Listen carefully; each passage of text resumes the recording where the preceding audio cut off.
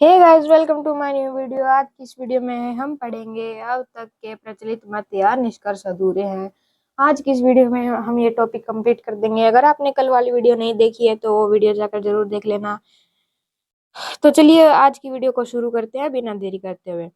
पूर्ण सत्य के संबंधन में प्रचलित अब तक के निष्कर्ष प्रायः अधूरे ही हैं। ये निष्कर्ष मुख्य रूप से दो प्रकार के होते हैं, एक भौतिक निष्कर्ष और एक आत्मिक निष्कर्ष। इन निष्कर्षों को आप भौतिक दर्शन व आध्यात्मिक दर्शन भी कह सकते हैं। ये दोनों प्रकार के दर्शन अधूरे हैं। अधूरे इसलिए हैं कि इनका आधार निषेध है। निषेध का अर्थ है कि कुछ को मानना और कुछ को नहीं मानना। कुछ को मानना और कुछ को नहीं मानना, ये निषेध का अर्थ है। कुछ को पूर्ण सत्य मान लेना, कुछ को असत्य मान लेना। निषेध का अर्थ समग्र का आविष्कार है, अस्वीकार है। जहाँ पर कुछ का स्वीकार को हो, कुछ का इनकार हो, जहाँ पर समग्र का अस्वीकार हो, वहाँ पूर्ण दर्शन हो नहीं सकता है। पूर्ण दर्शन वही हो सकता है जहाँ पर समग्र का स्वीकार हो। पूर्ण दर्शन वही हो सकता है जिसका आधार पूर्ण स्वीकार हो। पूर्ण स्वीकार का आधार रखने वाला दर्शन या वह दर्शन जिसका संबंधन समग्र से हो, वर्तमान में आधार रखने वाला दर्शन या वह दर्शन जिसका संबंधन समग्र से हो, वर्तमान में अपूर्ण हो सकता है, परंतु वह भविष्य में पूर्ण दर्शन हो सकता है। उसमें जो धारणा घृणित होती है वह पूर्ण को पाने की इच्छा होती है, पाने की होती है। उस धारणा के अनुसार खुलते हुए वह दर्शन भविष्य के पूर्ण रूप अवश्य ले लेगा, जिसका आधार ही निषेध हो। जिसकी धारणा ही निषेध पूर्ण हो, वह दर्शन कभी भी पूर्ण दर्शन नहीं हो सकता है और न ही भविष्य में पूर्ण रूप ले सकता है।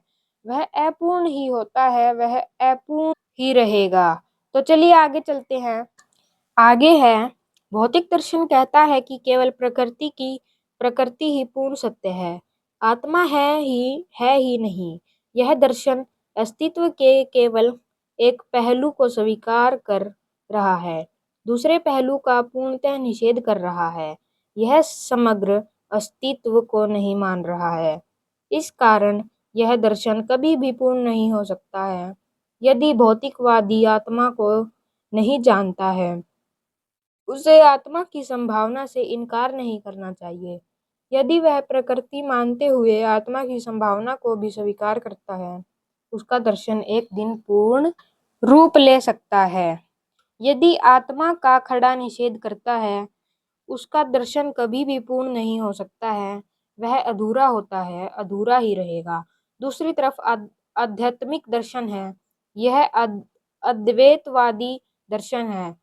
शीर्ष का आध्यात्मिक दर्शन यही माना जाता है, इसके अनुसार केवल आत्मा ब्रह्म ही सत्य है। आत्मा ही केवल पूर्ण सत्य है। पदार्थ झूठ है, पदार्थ एक मिथ्या प्रतीत है। सब प्रकृति पदार्थ ही है।